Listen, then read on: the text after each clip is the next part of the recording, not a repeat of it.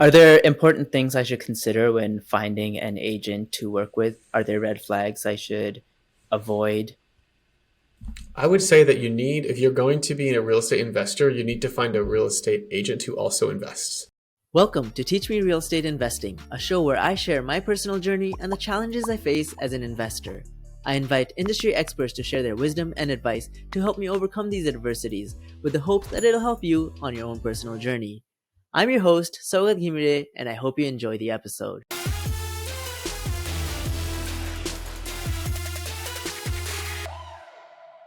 Hey everyone, welcome to another episode of Teach Me Real Estate Investing. Today I'm super excited to have with us the one, the only, Mr. Craig Curelop. For those of you who don't know Craig, he's the author of the BiggerPockets book on the house hacking strategy and a co-host on the Invest to Fi podcast. So with that, Craig, welcome to the show. Thanks so much for being here. Thanks so much for having me on, man. It's a pleasure to be here, and I guess I'm your fifth guest, so an honor. Yeah, exciting, yes. So today we have a lot to talk about. We're going to be talking about house hacking and how it helped you achieve financial freedom. We have to. How can we not? You wrote the book. It's there right behind you. I see the poster there. Hey. Yeah. And then we're going to talk about how that has allowed you to pursue your passion and build the FI team. And then finally, I also want to touch on how to cultivate a healthy relationship between an investor and an agent. So before we dive into all of that, for people who don't know you, could you tell us a little bit about yourself and what got you into real estate, and where are you in your journey right now? Yeah, for sure. So for those that don't know me, my name is Craig Curelop, the Fi Guy on Instagram. And yeah, so really my whole thing is like house hacking is just such an amazing way for beginning investors to get started, right? Because you're going to buy a property. You don't need a lot of money to get started, typically 10 or 20 grand, which, is still a lot of money, but relative to other forms of real estate is not that much. You're living there, you're living in your rental property. So it's kind of like it's kind of like you're real estate investing with training wheels. You're eliminating your largest expense, which is rent, and you're still gaining equity in all of the benefits of real estate investing. So I did this strategy first not the first ever, but like I first did it in 2017, and it totally changed my life. I did it in 2017, 2018, 2019, all the way up until 2022, right? Even till I did my last one this year, and it's completely changed my life. After my third house hack, I was financially independent. So I had about $3,000 of passive income coming in, and that was like my base level financial independence. That allowed me to quit my job, take risks, and help hundreds of other people do the same thing I did. House hack, which started in the Denver area. Now we're expanding to different markets.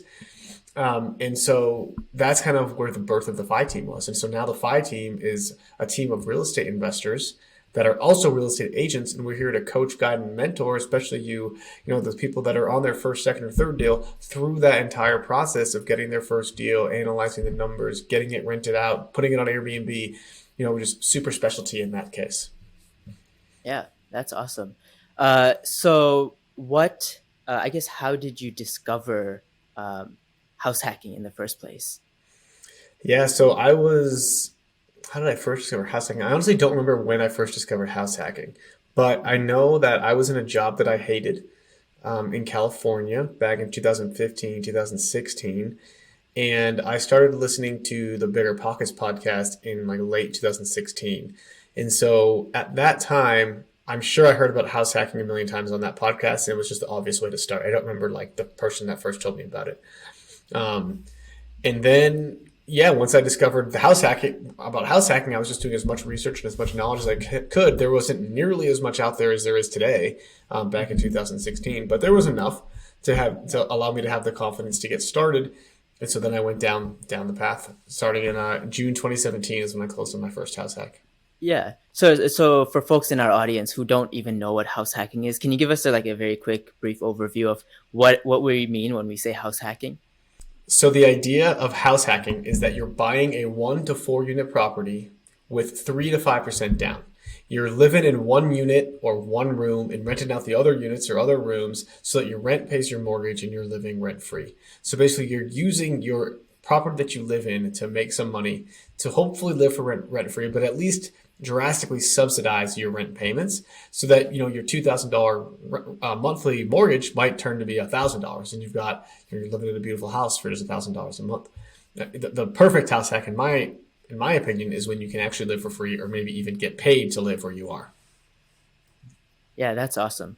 So I think it'd be really helpful if we then now just dive into your journey, right? And I think it'd be helpful if you could just walk us through that very first deal. You said you were in California, you discovered house hacking, you went on BiggerPockets, learned more about it. Tell us about that first deal and how you found that property.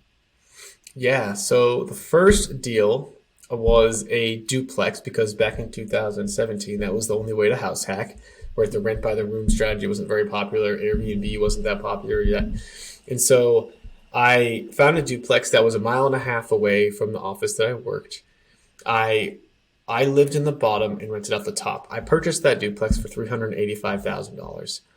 I Mhm. rented the top for $1,750, and my mortgage payment was $2,200. And so I was determined to live for free, and I was not. And so what I did was I Airbnb'd out my bedroom Yeah. for $1,100 a month, and I slept in the living room on a futon behind a curtain and a room Yeah. divider, and so now I was making $2,800 a month on a $2,200 mortgage. Mhm. Basically cash flowing $600 a month, maybe a little less than that after you put some aside for reserves, Yeah. and I was living for free in a great area. So that's where it all started. Yeah. So you said you purchased it, you said 380. Is that what you said? 385, yeah. 385. So how did you finance it? Did you I think you mentioned earlier 3.5 to 5% is what people typically house hack with. Is that what you did? Yep, I used a 3.5% down FHA loan. Hmm.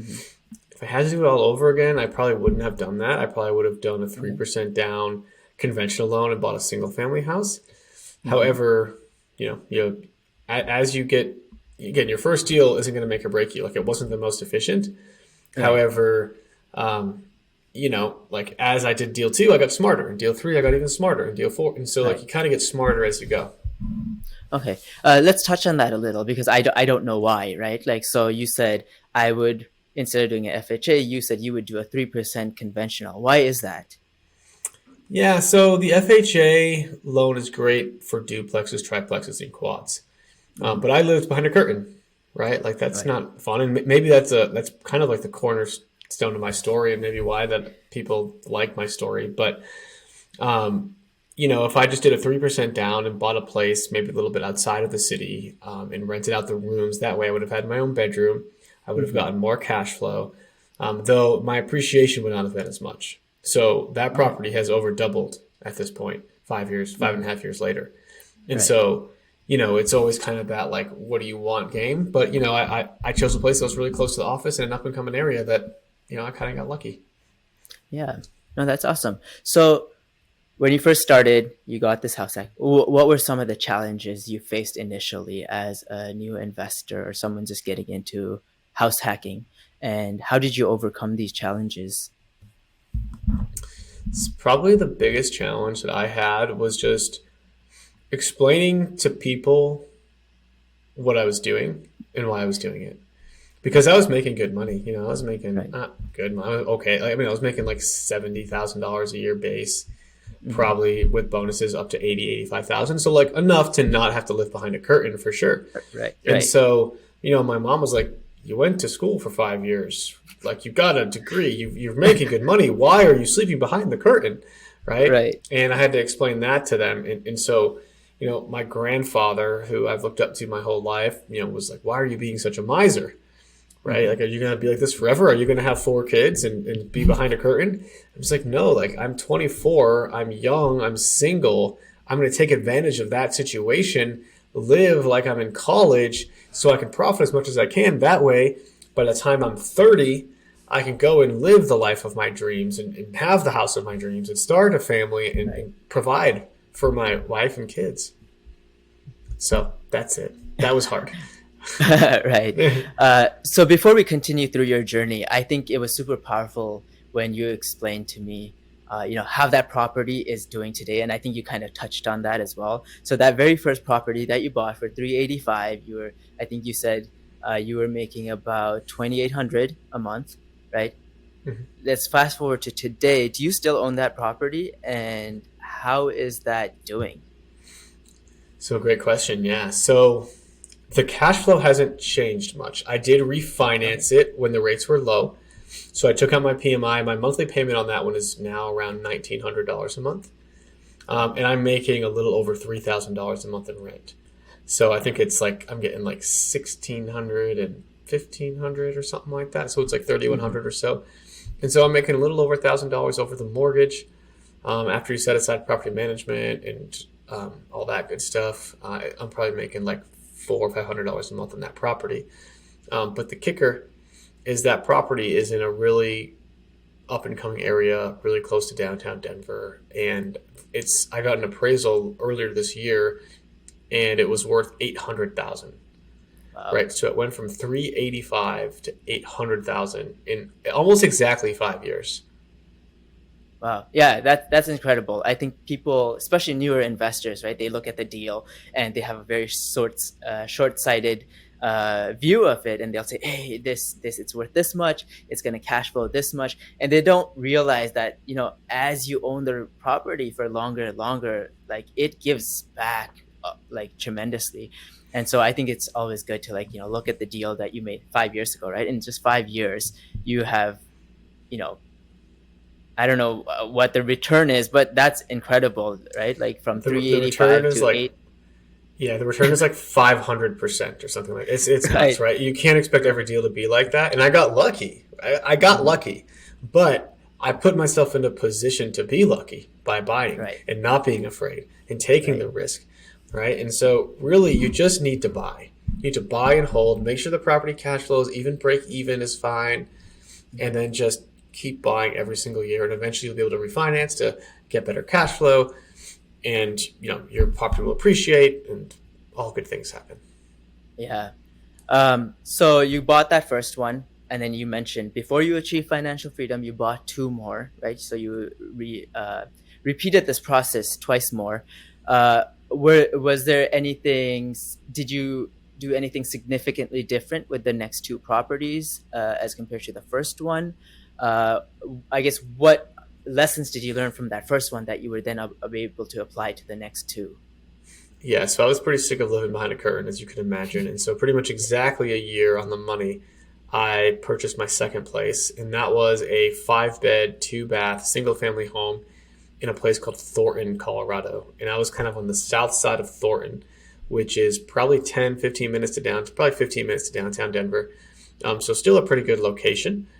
And that one I decided to do rent by the room. And so I had my own room upstairs. I took one of the crappier rooms, but I took that room and I rented out the other 4 rooms in the house. There was one room had a separate entrance and a garage parking, so I gave that, so I was able to charge a premium. Another room had a master suite, so it had its own bathroom, and then there was the other 2 rooms were just normal little bedrooms. And so I was able to get a premium. So I was making probably $3,100 a month on a $2,000 mortgage while living there. And then, of course, when I moved out, I rented out my room, and that increased to about $3,800 a month on a $2,000 mortgage. Awesome. That was the second one. That was the second one. Yep. Yeah. And then the third one, same thing.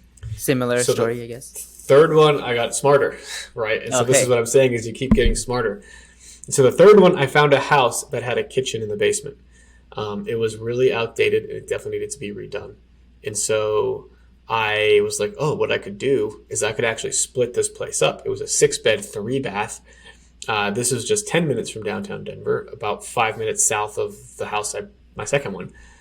And this one I bought for 380. And so what I did was I put about $20,000 into the basement. So I redid all the floors, the paint, and redid that really ugly kitchen. Turned it into an Airbnb. That Airbnb was making me about $2,000 a month, and then I was renting out the other 2 bedrooms that I was not occupied in upstairs. And so I took the crappiest room and rented out the other 2 rooms again. And I was making like 1,500 from those 2 rooms. So I was making $3,500 a month on a $2,100 mortgage. And so that was $1,400 of cash flow while living there rent free. Yeah. That's phenomenal that you're able to Mm-hmm. achieve all that. And you mentioned earlier, you're like, oh, I got lucky, but you have been able to repeat this process over and over again. So I don't know if it's luck. I feel like, I there's a got certain formula that, you've mastered and that you were able to repeat. And so I guess I want to ask you, for folks that want to get into this, right? They're inspired by your story. They want to get into house hacking. Do you look for specific things when you look at a property? Like, what are you looking for when you're like, I want to identify a property that's a good house hack? It all depends on what strategy you want to do. So if you want to do rent by the room, the more beds, the better, right? That's going to be the best Mhm. cash flow. More beds and more baths is really Right. what you want to look for. If you want to do Airbnb, you want to look at, hey, how can I separate this space? If you really want your own separate space, how can you work this house where you can separate the top from the bottom? So, Mhm. is there stairs like right next to a door that you could just wall off, and then boom, you've got your separation? Is there is there an easy way to cut it kind of like side by side, right? Can you kind of like section off a portion of the house, maybe add a little bathroom or add a little kitchen or something like that? So you really, each house is case by case. You kind of have to go look into it. It definitely comes with a little bit of experience, but again, if you find yourself a good investor friendly agent in your area, they'll know what works in your area and what doesn't. If you're getting value from this video, I'd really appreciate it if you could hit the like button and subscribe to my channel. It'll let YouTube know to put this video in front of more people so that they can also learn something from it. Thank you, and let's get back to the show.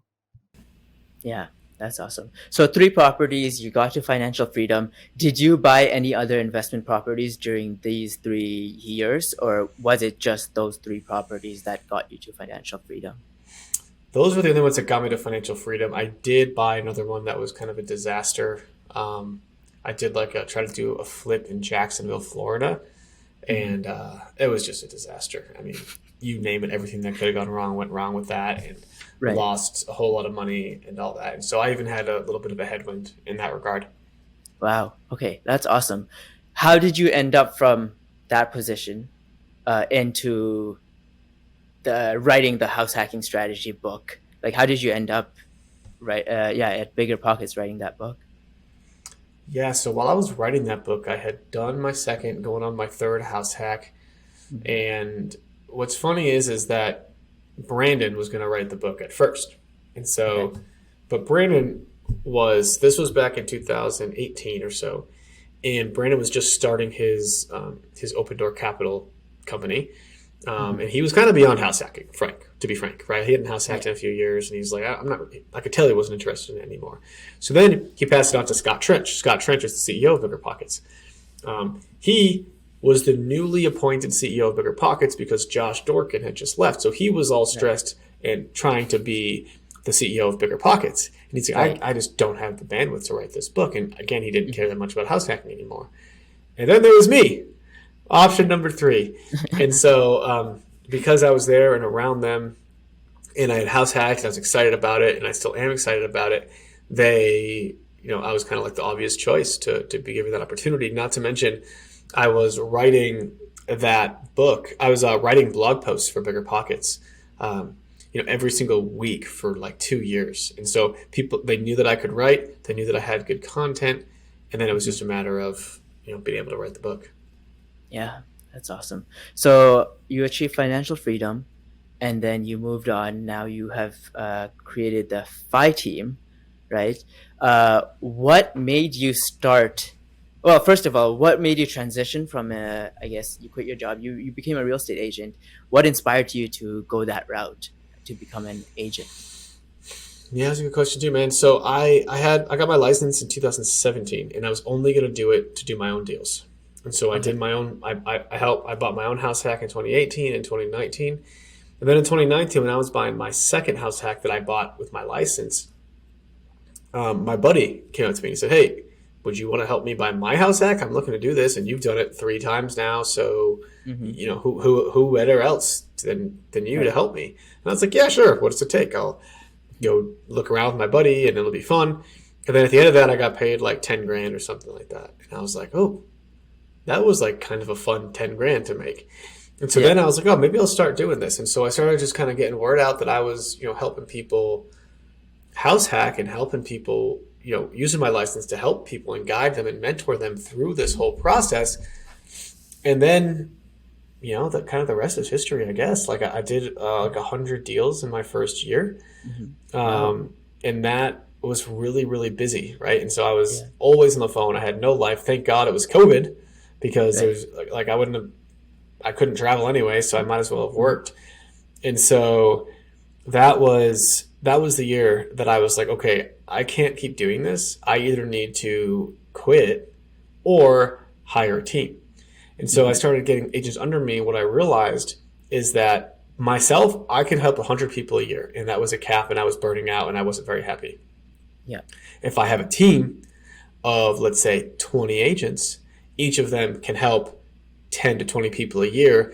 That's 200 to 400 people that we can help achieve financial Yeah. independence. And the FI team's mission is to help people achieve financial independence through real estate investing, right? It's to reduce the U.S. retirement age. It's like big stuff that I can't possibly do on my own. And so that's why the FI team was started. What year was it that you started the team? 2020, end of 2020. 2020. Yeah. And what does the team look like today? Because you've grown really fast, right? Yeah, it always feels slower than I don't know. But anyway, yeah. So my team today we probably have like 12 or so agents in Denver. Hmm. We're expanding. We've got 3 agents in Seattle, one in San Diego when we're expanding down there, and then I actually moved to northern Idaho, and we're starting to grow up here in northern Idaho as well. And I'm the agent up here. So Wow, that's incredible.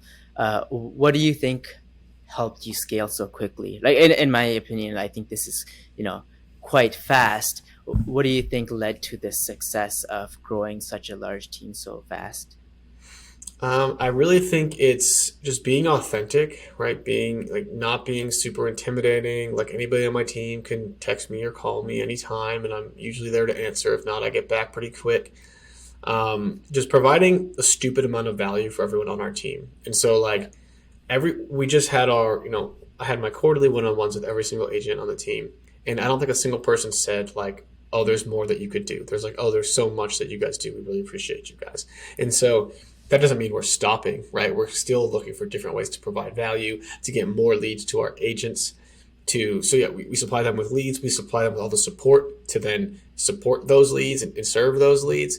And then we help them help other people achieve financial independence as well. And they love getting those text messages saying, hey man, thanks so much for getting me my first house hack. I couldn't have done it without you. Like now Yeah. we're on our way, right? And that's really special for us. Yeah.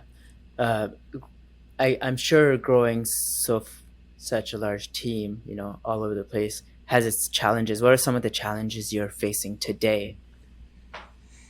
Um, the challenges we're facing today. Some some agents work a lot better and a lot harder than others.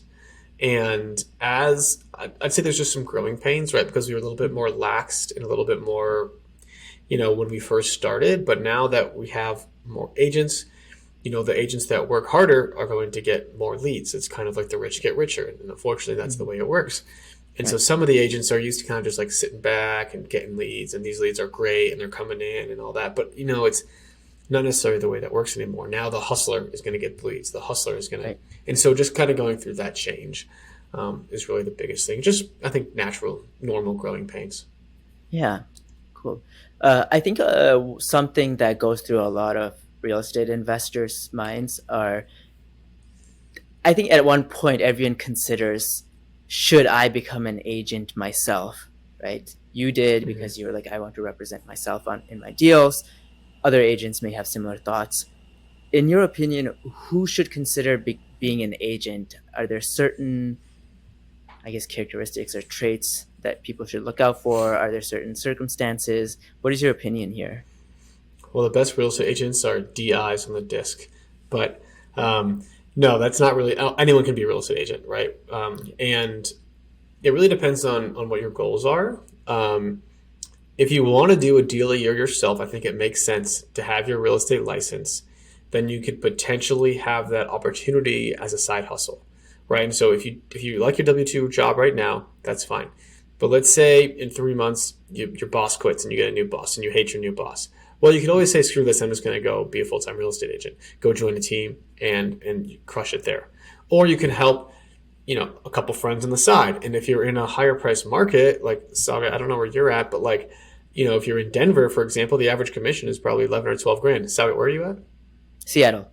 Seattle. Okay, Seattle. So Seattle is a great place as well. We've got our team up there, and so in Seattle it's even more. It's probably like 12 to 15,000, and so you do 3 deals a year, and that's an extra 45 grand.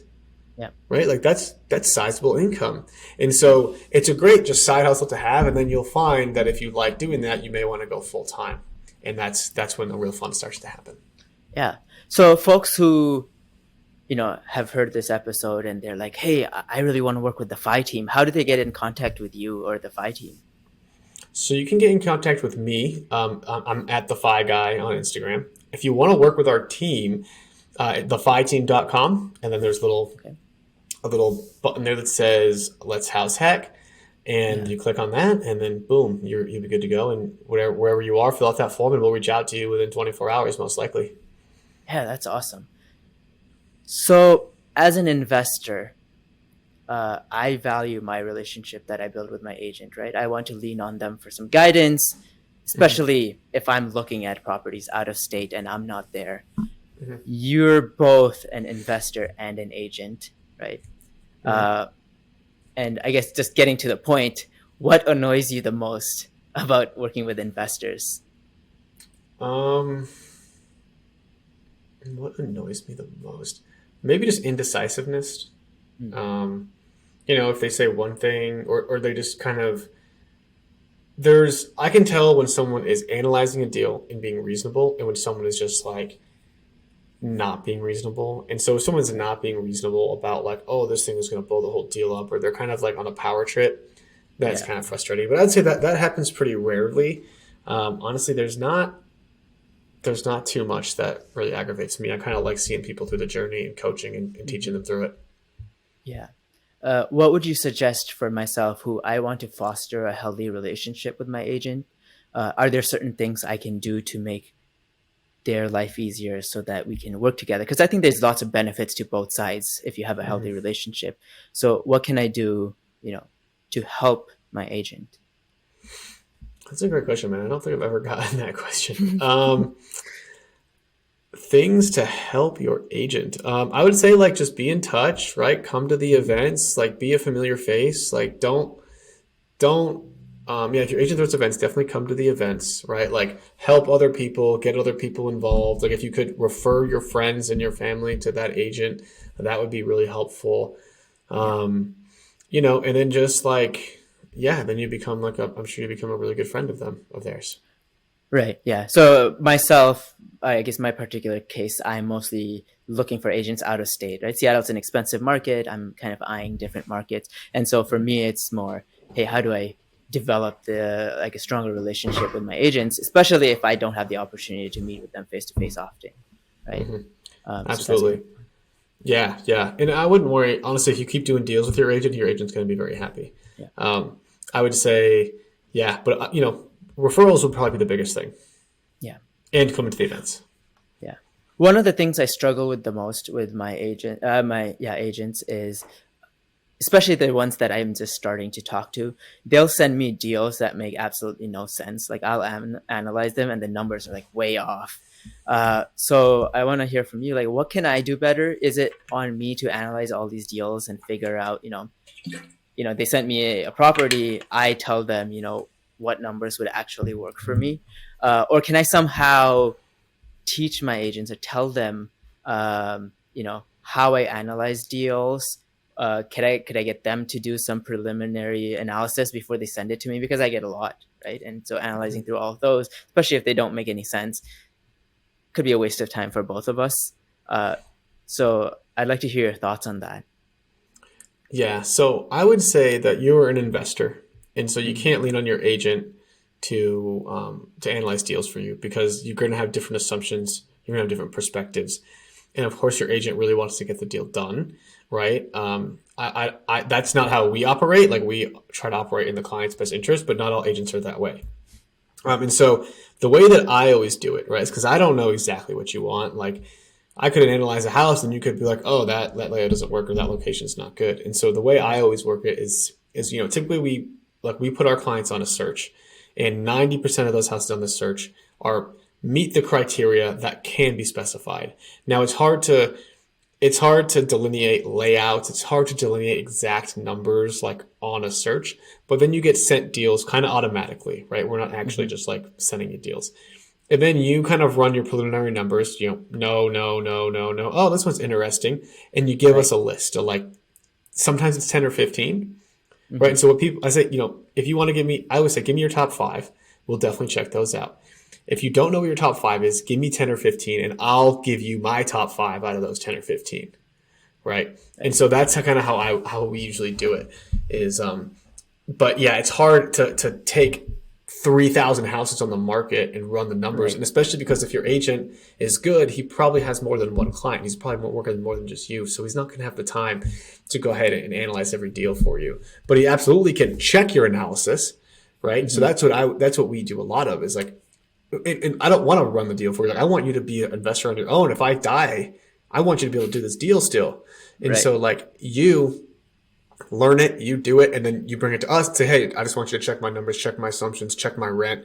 And if we're like, yeah, this all looks good, let's move forward. Yeah, that's awesome. Are there important things I should consider when finding an agent to work with? Are there red flags I should avoid? I would say that if you're going to be a real estate investor, you need to find a real estate agent who also invests. Okay. And the reason is that you want an agent that can recommend a roofer, an electrician, a plumber, all the vendors that you need. You want someone to be able to tell you what the numbers are, understand what your mortgage payment is going to be able to look at the house and say, hey, you can do this, you can do this, you can do this to increase your cash flow if you need to. And so you want to be able to someone to look at it with an investor's perspective, especially someone that is doing what you're doing, like achieving financial independence through real estate investing, right? And so that is my main thing. And then not only that, but a real estate agent that has that type of skills, right? Probably has a community of people around him that are Hmm. very similar or her.